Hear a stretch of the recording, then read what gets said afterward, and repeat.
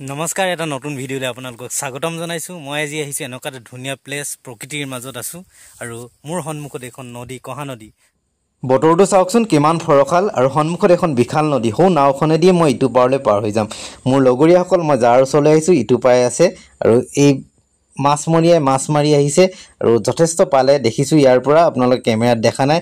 আৰু এই নদীখনৰ ইটো পাৰে তেওঁলোক আছে আৰু এইটো চাপৰি আৰু মই বাইক লৈ আহিছো আৰু নাৱত উঠিলো আৰু ইটো পাৰলৈ আহিছো। নদীৰ মাজত ভিডিঅ' কৰিবলৈ সাহস নহ'ল আৰু সেইবাবে এই পথাৰৰ মাজত যিখিনি পানী আছে তাতে ভিডিঅ' কৰিছো।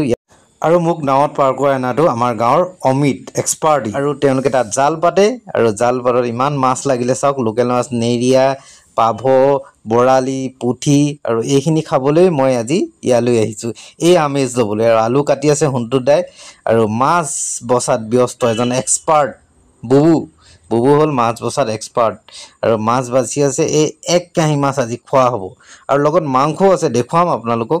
আৰু তাৰ মাজতে মই ভাবিলোঁ মই চাপৰিটো দেখুৱাই লওঁচোন মই ক'ত আছোঁ। আৰু আজি অতিপাত গৰম, নিজৰ নিজৰ কামত সকলো ব্যস্ত। কোনোবাই পিঁয়াজ কাটিছে, আলু কাটিছে, মাছ বাচিছে, মাংস ধুইছে, সকলো নিজৰ। কোনোবাই গৰু, ইয়াত গৰু দেখিছে জানো? এই হাবিৰ মাজে মাজে আছে গৰু। এই বাটটোৱেদিয়ে মই নাওলৈ আহিছিলোঁ আৰু এজোপা ভলুকা বাঁহ, বাঁহজোপাৰ তলতেই আমাৰ ষ্টে' কৰিছোঁ। আৰু এখন বিষদ হাবি আৰু এই কেৰাহীত মাছ পৰিলে, মাছ পৰাৰ পাছতেই খাওঁ লাগিছে, গোন্ধ কি সুন্দৰ মাৰিছে।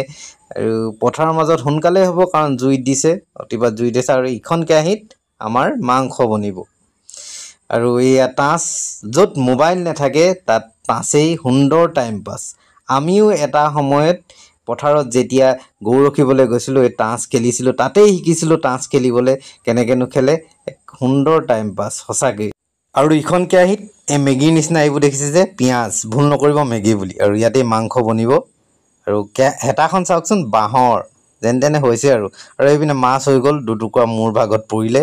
মোৰ ভাগত অলপ ডাঙৰকৈ এটুকুৰা দেখিছে কাৰণ মই প্ৰথমবাৰৰ কাৰণে আহিছোঁ আৰু মই আজি আলহী তেওঁলোকৰ, সেইবাবে আলহীক শুশ্ৰূষা কৰিছে। আৰু চাওঁতে ভাত হৈ গ'ল আৰু এইপিনে গুৰি মাছ গুৰি কৰি দিলে, মানে গুৰি মাছ নাছিলে, গুৰি হৈ গ'ল। আৰু সকলোৰে ভাগে ভাগে এটা ভাগ মাংস বিলোৱাই নাই কাৰণ মাংস বাতিত বিলাব আৰু সকলোৱে নিজৰ নিজৰ কথাত ব্যস্ত। এই ভাত সাজৰ সোৱাদ বহুত বেলেগ। আপুনি যিমান দামী হোটেললৈ নগ'লেও এই সাজ ভাতৰ যিটো সোৱাদ ক'তো নাপাব। আৰু এই সোৱাদ বিচাৰি মই আজি প্ৰকৃতিৰ মাজলৈ আহিছোঁ, আমাৰ চাপৰিলৈ, অতীতক ৰোমন্থন কৰিবলৈ। চাওকচোন কি ধুনীয়া সাজ। আৰু খাই বৈ মই নাৱত বহিলোহি। এতিয়া মোৰ উভতনি যাত্ৰা আৰম্ভ হ'ব। মই অলপ সোনকালে গুচি আহিছোঁ আৰু এই উভতনি যাত্ৰাত চাওক কি ধুনীয়া, আকাশখন ফৰকাল, পথাৰৰ মাজত পানী, নদীখন পাবলৈ আছে। আৰু আহি মই পাৰ পালোহি আৰু এই দীঘলীয়া বাটটোৱে মই ঘৰমুৱা হ'ম। আৰু এইখন দলং ঢকুৱাখানা বাসুদেৱ থানৰ মাজত।